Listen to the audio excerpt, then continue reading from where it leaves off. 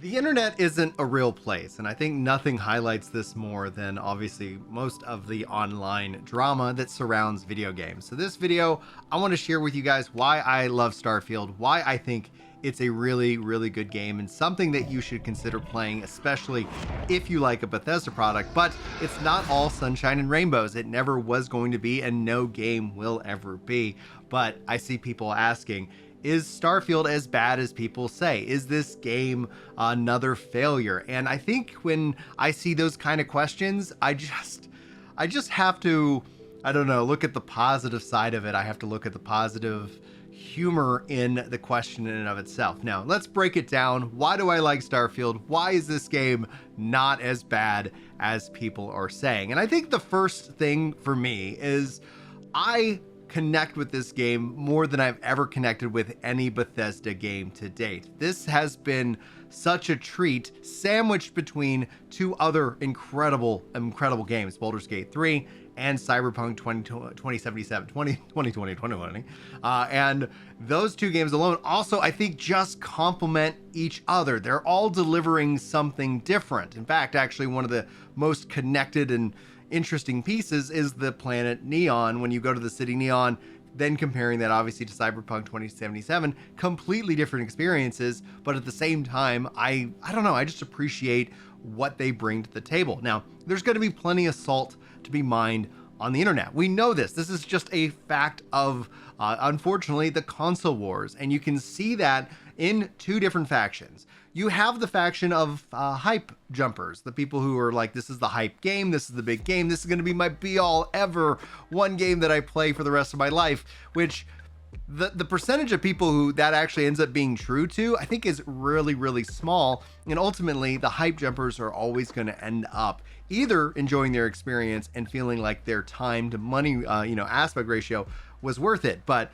beyond the hype jumpers, because most of them end up just feeling like they got suckered into the hype and then feel cheated. And so you're going to see some salt and some frustration from that group. Shifting into obviously the console war group where, and anybody attacking Spider-Man 2, I mean, it's an Insomniac game. Like I'm really looking forward to getting around to actually first playing the first one and then eventually jumping into Spider-Man 2 because Venom is freaking amazing. But when you bring in that exclusivity, when you bring in that console war, you automatically just bring in more salt. And I think this one specifically is more akin to what we've seen because Xbox purchased Bethesda and brought them in as a first party, whereas Sony was trying to lock down Starfield just for the game. I wish we could live in an AB universe where you could actually see, like, what if this was a PlayStation 5 exclusive?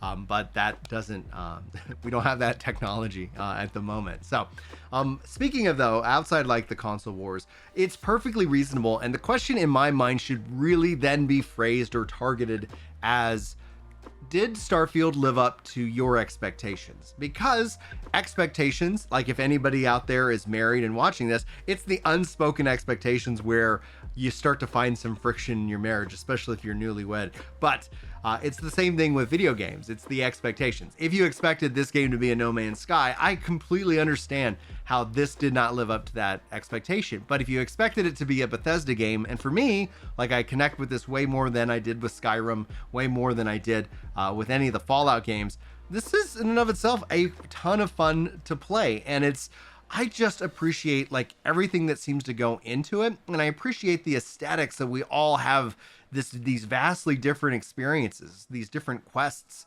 And for me, it's just something that I can also play around the kids, where in Cyberpunk's case, absolutely not.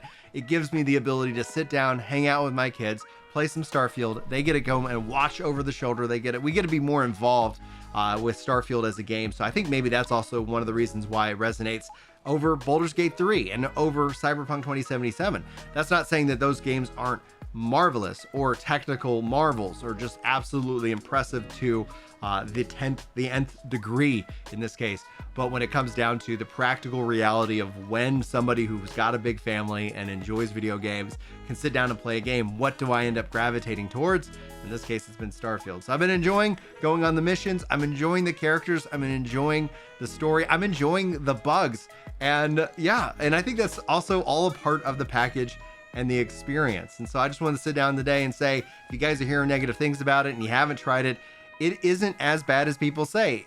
It isn't as great as probably the diehard defenders of people say. Like, it isn't, a flawless, game in this regards. I still think the bugs, though, kind of add to its charm. But then again, it's a Bethesda game, so if you had the expectation this would be a bug-free experience or a perfect experience, welcome to a Bethesda game. I'm very curious as to when you thought that and what that ended up changing. Anyway, guys, thanks so much for watching. Thanks for listening. Hit that like button if you enjoyed this video. Hit that subscribe button if you haven't already, and help push the channel up to 75,000. Can't wait to hear from you. Can't wait to hear your thoughts in the comments. And hopefully I'll see you in the next video. But until then, take care.